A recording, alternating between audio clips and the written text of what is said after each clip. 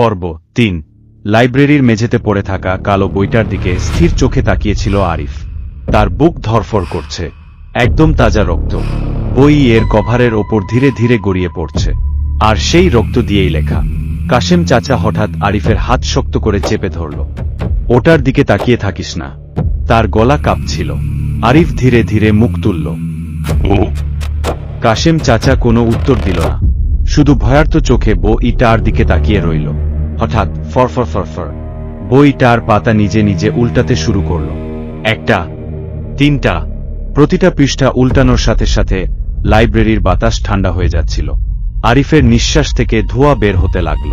তার বুকের ভেতর কেমন ভারী অনুভূতি, মনে হচ্ছিল কেউ অন্ধকারে দাঁড়িয়ে তাকে দেখছে। কাশেম চাচা ফিসফিস করে বলল, পিছিয়ে আয়। কিন্তু তখন দেরি হয়ে গেছে, কারণ বইটার পাতা থেমে গেছে একটা নির্দিষ্ট পৃষ্ঠায়, আর সেখানে বড় বড় অক্ষরে লেখা আরিফ। আরিফের বুক কেঁপে উঠল, তার গলা শুকিয়ে গেল। না না, এটা কিভাবে সম্ভব? পাতার নিচে আবার শব্দ ফুটে উঠতে লাগলো।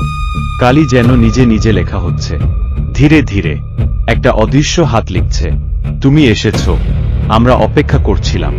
ঠিক তখনই লাইব্রেরির এক কোণা থেকে শিশুর হাসির শব্দ ভেসে এলো। আরিফ মোবাইলের আলো ফেলল। কেউ নেই, কিন্তু শব্দটা চারপাশে ঘুরছে, কখনো ডানে, কখনো বামে, কখনো ঠিক পেছনে। হঠাৎ তার ঘাড়ের পেছনে ঠান্ডা নিঃশ্বাস। তুমি বইটা খুলেছ কেন?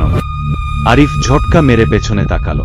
কেউ নেই, কিন্তু তার ঘাড়ে ভেজা হাতের ছাপ পড়ে গেছে, কালো ছাপ। পচা গন্ধ বের হচ্ছে। কাশেম চাচা এবার সত্যি ভয় পেয়ে গেল। ওরা কাছে চলে এসেছে। আরিফ, ওরা কারা চাচা?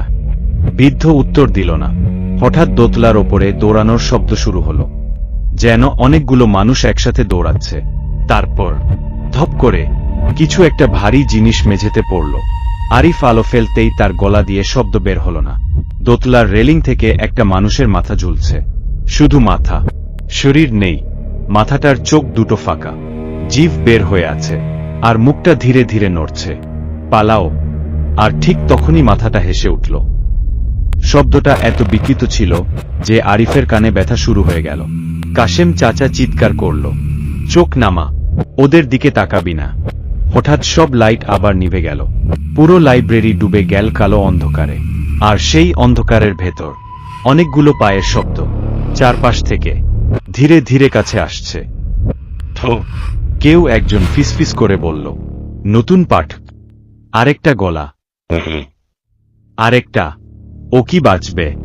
হঠাৎ আরিফ অনুভব করল কেউ তার কানের কাছে মুখ এনেছে, বরফের মতো ঠান্ডা। তারপর ফিসফিস শব্দ। ঠিক সেই মুহূর্তে ফোনের আলো আবার জ্বলে উঠল। আর আলো জ্বলতেই আরিফ জমে গেল, কারণ সে একা না, তার চারপাশে দাঁড়িয়ে আছে অনেকগুলো মানুষ। না, মানুষ না, তাদের শরীর অর্ধেক পচে গেছে। কারো মুখ নেই, কারো হাত উল্টো দিকে বাঁকানো, কারো চোখের জায়গায় শুধু কালো গর্ত। সবাই হাতে একই কালো বই ধরে আছে, আর তারা সবাই একসাথে ধীরে ধীরে মাথা তুলল। তারপর একসাথে হাসতে শুরু করল।